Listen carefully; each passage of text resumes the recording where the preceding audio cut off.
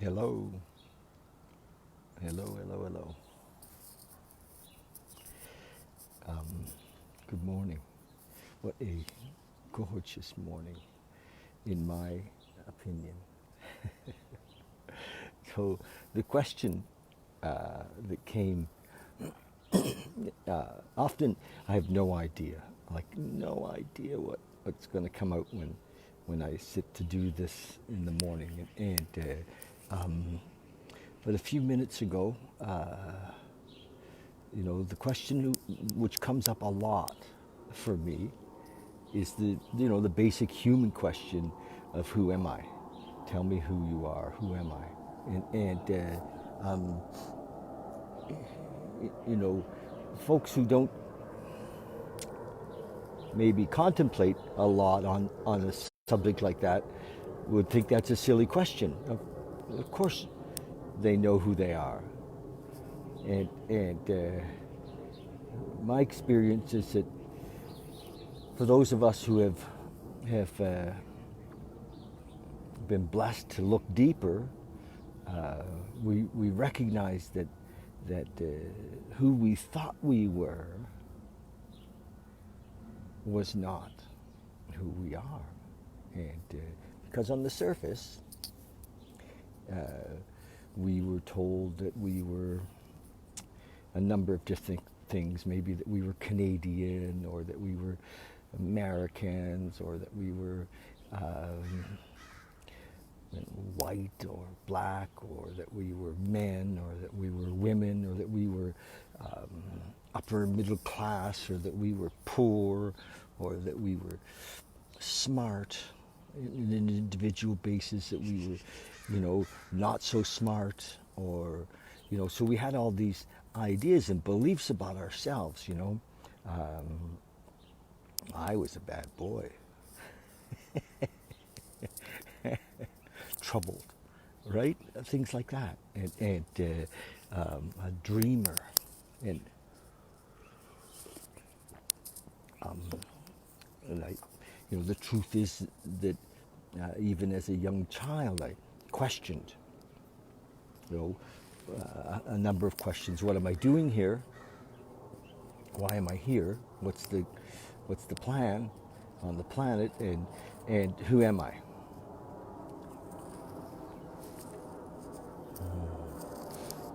And it the who am I question uh, is a it took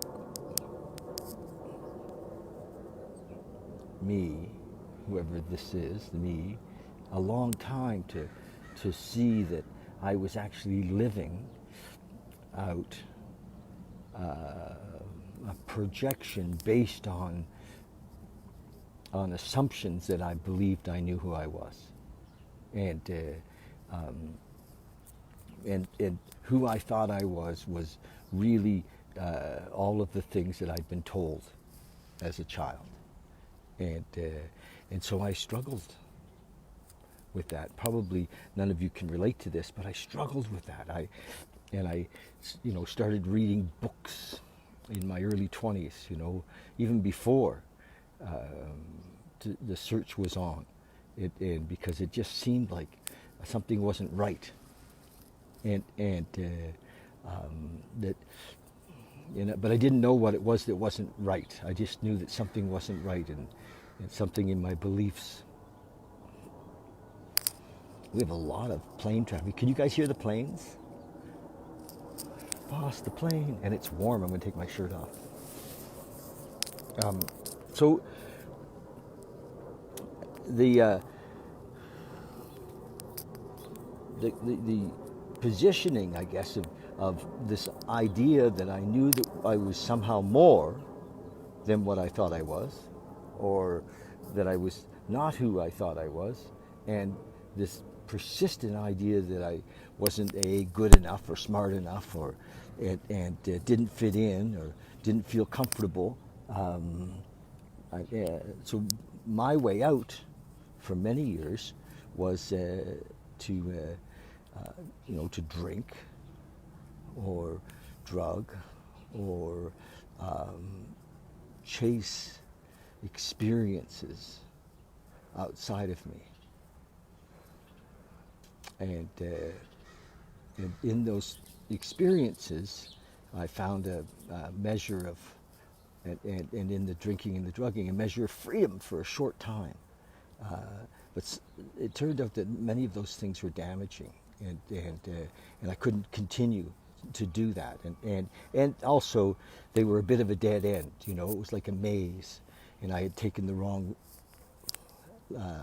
path in the maze, and I had to back up and kind of look again. And what happens with when we begin sort of a spiritual search is we get lifted up above the maze, and we can see the bigger picture, and we can see that we're not who we thought we were, you know, and we're not separate, and so that's you know, ask the question over and over again: who am I? And some of the things that came out was that helping others to see who they are, not from a level of what they do here on the planet, but who they are as one with the planet. Helping others to gain perspective on a spiritual sense helps us to gain more. It's interesting that the breakthroughs for me often come, you know, the seeing comes through spending time and helping others. So I encourage that.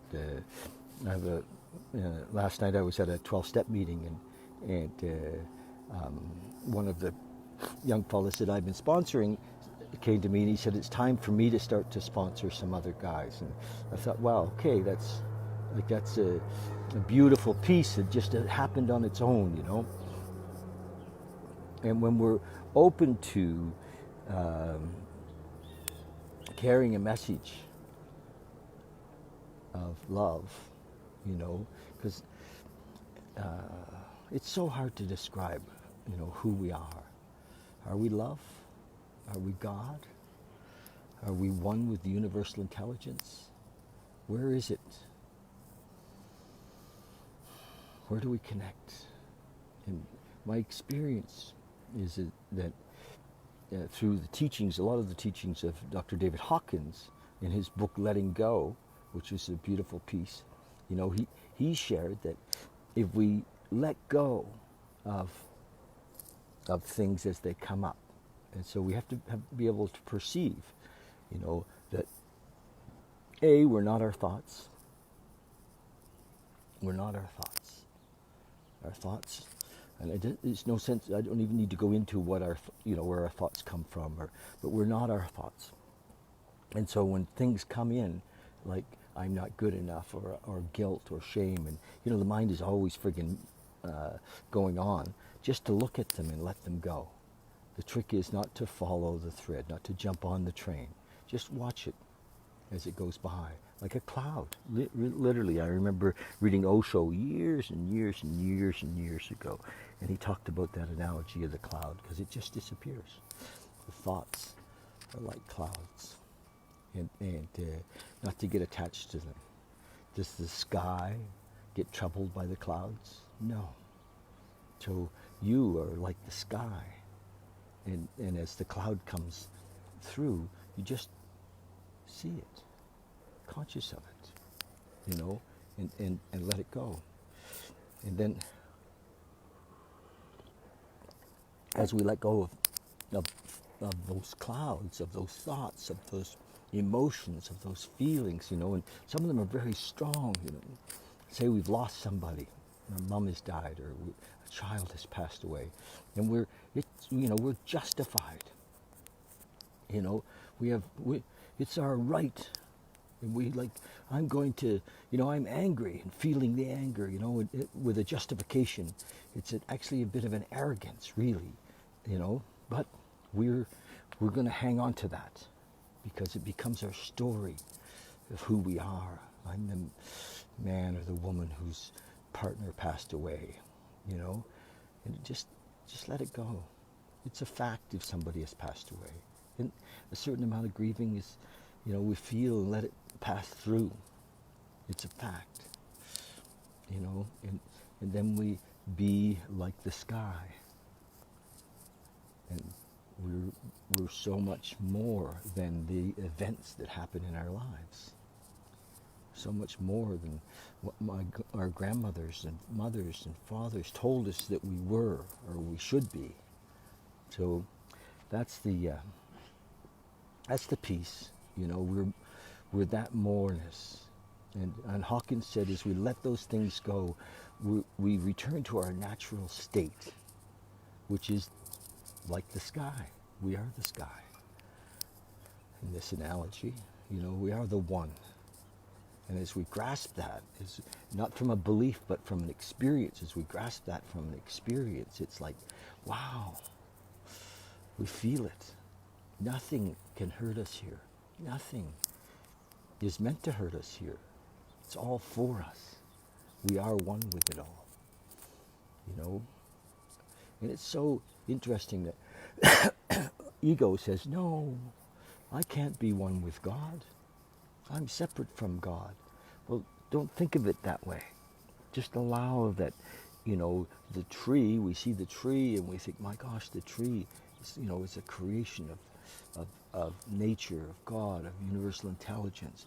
But somehow we can't see that in ourselves. We can't let go of it because, again, somebody has taught us some idea that God is separate, that we are separate. Let go of the separateness. And that happens in the 12-step program when we, you know, admit that, number one, we can't manage our own lives and that we need a power. We need to connect with that power that I'm speaking of. And we, you know, recognize that thing that keeps us from connecting with that power is a bondage of self, our selfishness. We begin the process of letting go of that selfishness, you know, through a 4 and a 5. And 6 and 7, we ask to have that selfishness removed so that we can be one with the moment, so that we can be one with the universal intelligence, you know. And then 8 and 9, we clean up some of the shit that we did so that we don't have that blockage, you know, that fear, that resentment, that grief, you know, that guilt and shame. It melts. We see it. It's not us. It's separate, and it begins to melt. And as we melt, we move into, you know, step 11, which is that we have a conscious contact. We are connected. We are the one with that. It's not a belief anymore. It's an experience. And it happens in the 12 steps. It really does. And then we give it away. And we give it away. And it seems so silly when people can't get it, or that they want to hang on to their miserable lives. You know, and we can do anything then. You know, I had a guy ask me last night, was it ego? You know, because he liked something. I forget, it was his car or something. And then he wondered if it was ego that I liked to ride my motorcycle. And the trick is, you know, not to be attached. You know, to not be attached to anything. Just, you know, sure, I love my motorcycle. You know, I enjoy my motorcycle. It's fun to ride my motorcycle. And it's just what it is. You know, it's not, you know, it's not me. I'm not identified with that anymore. And so watch what we're identified with. We identify as a teacher. We identify as somebody's husband, and we can recognize that we are those things, but don't hold on to them. Just let them go. They're not who we are. Who we are is much more than that. Anyway, that's my little thing for the day. Self-examination, you know, and contemplating on these things help us to become, you know, self-aware and self-realized. And as we become self-realized, we realize that we are one with this moment. We are one with this, whatever this is. And it's pretty beautiful. It's amazing. August the 17th. No, it isn't. Freaking 17th of September. See? I don't even know where I am. That's okay. Have to be careful sometimes, because what does happen is we move more into this, that we lose kind of interest in a lot of things that we felt like we were interested in, and I have to remind myself to get up and get into the world. It's not that I'm not enthusiastic about it. It's just that I'm quite content now these days everywhere, and so there's nothing missing. Everything that is or was or ever will be is now. It's perfect right now. This is perfect. And so if this is perfect, then there's not a lot of drive to go and be and do something else. Okay, September the 17th. Step one, it says. Oh, yes, he said yesterday he was going to kind of run through the steps. This book was written by a guy in 1954. It was a complement to the 12 Steps at the time. It's a daily reading book. It's called 24 Hours a Day. This is like one of the original copies. It's quite beautiful. It has a price tag in it. It's beautiful. I think the price tag was like, where was it? Oh, it says we can order it from by mail for $1.50 a piece by writing to 24 Hours a Day, Box 2170, Daytona Beach, Florida. So it's an oldie. It's kind of neat. Step one. We admitted we were powerless over alcohol. And we admitted we were powerless over alcohol, comma, that our lives had become unmanageable. And that's the second half of step one is what I talk about a lot. Because lots of times we think if we just stop drinking or using that, we're going to be okay. We're going to be able to get back on, the horse, and life is going to be fine. And that's not the program. That's not the process. We, get sober long enough so that we can get recovery, which is, and recovery is from the bondage of self, from our, crazy thinking. And so this is the second half of step one. It says this step states the membership requirements for the 12-step program for AA. We must admit that our lives are disturbed, that we are disturbed. We must accept the fact that we are helpless before the power of alcohol. So we're dealing with the fact that we couldn't stop drinking. The alcoholic, the real alcoholic, over and over again, will wake up the next day and say, "What the hell happened?